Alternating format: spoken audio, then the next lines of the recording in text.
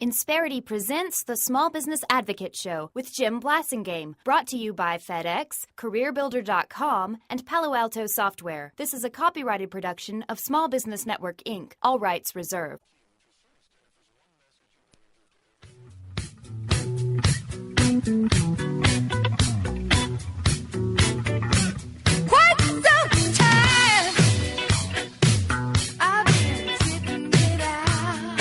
Welcome back. 23 after the hour. Thank you very much for hanging out with me. I'm Jim Blasingame, and I am the Small Business Advocate. Please check out my website, smallbusinessadvocate.com. Have a great visit with our good friend Tom Anastasi. Tom is the author of The Successful Entrepreneur, a professor of leadership at Daniel Webster College, and soon to return after for many long years. He's now been an adjunct professor at Boston College. He's going to go back there real soon.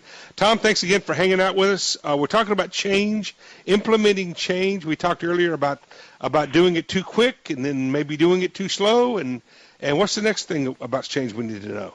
Okay. Well, there's two ways of implementing change. And one is what we call transformational, and that's where you say everything that you knew before you don't know anymore. Mm-hmm. And that's really sexy because it just kind of rattles things up, and you're the one that comes in, and you're the rainmaker who fixes all the problems. The problem is that, like implosion, that can be too much too soon, so you really want to use that kind of as your last resort, or if you just think things are horribly broken, you come in and just redo everything. Start with a brand new piece of paper. The other way is what we call transactional. And in transactional change, what you do is you use existing company policies and procedures to get things done. Again, it's sort of that same theme of it's not going to freak people out. But you got to be really careful because as an outsider, I go into a lot of companies and they think they're being very transformational, but because they're so into existing company policies and procedures just to kind of keep everybody's brains okay, they're actually not doing anything really all that different. Mm-hmm. And so I go to them and I say, well, everybody's in favor of change, but nobody wants to do anything differently. And no, they say, well, no, look, we have a new committee. Well, the committee has got a new name, but it's doing the same thing. Or it's got new people, but it's doing the same thing. And the fundamental business model isn't working. And isn't transactional approach the way that you typically find in larger organizations? It is, but even with smaller organizations too. A lot of small businesses, they get very set in their ways. Yeah. And they But I mean, if you try the transformational, if you try to be a transformational change agent in a big organization, it kind of it doesn't work. It's like trying to push a tennis ball through a garden hose. It just doesn't.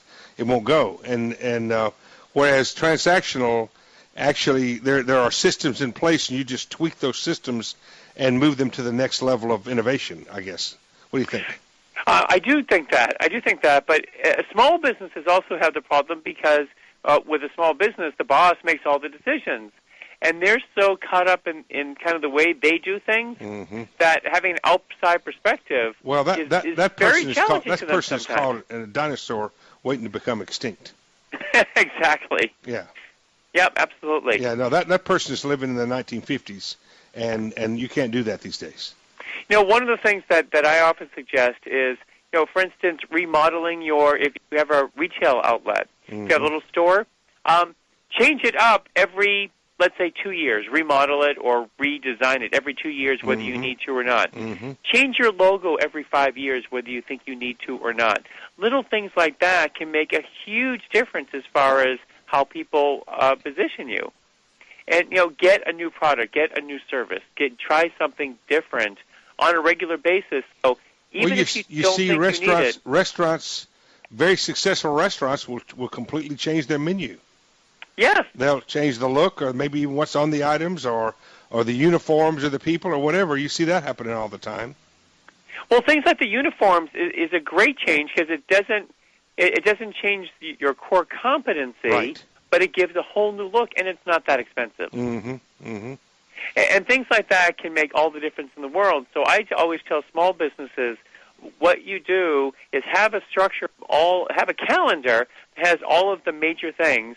And you don't want to change every month, but really every few years, every year, whatnot, these are the things that we're going to do differently. And that forces you to be in that mindset. But you know, Tom, the thing we should wrap up on here is something I said in the very beginning. Whether you're transactional or transformational, somebody in the organization has to lead the change. You can't just manage it. You've got to lead the change. There's got to be a champion for the change who can pull it off and make it happen. What do you think?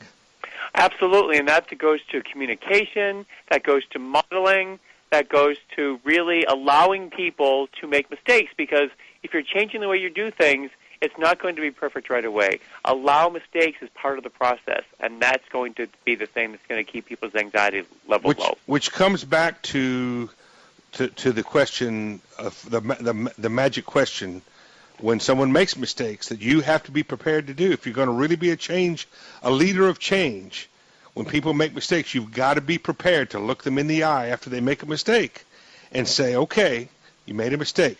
What did we learn? Mm-hmm. You've got to be able to say that. Otherwise, you can't really be a leader of change if you can't say that and mean it. What do you think, Tom? Right, because people's biggest anxiety is they're not going to do it as well as they used to. Yeah, and of course they're not, but that's your job.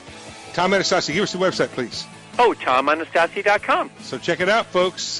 Just like it sounds, no extra letters. Quick break. Hey, Tom, thanks for being here. Good job today. Come back soon. Absolutely. Tom Anastasi, ladies and gentlemen. He'll be back another day. I'll be back after these messages. 29 after. Stay with me. She was hanging on John and he was holding on. Insperity presents the Small Business Advocate Show with Jim Blasingame, brought to you by FedEx, CareerBuilder.com, and Palo Alto Software. This is a copyrighted production of Small Business Network, Inc., intended for the private use of our audience. Except as otherwise provided by copyright law, all other copying, redistribution, or publication without prior written consent is prohibited. All rights reserved.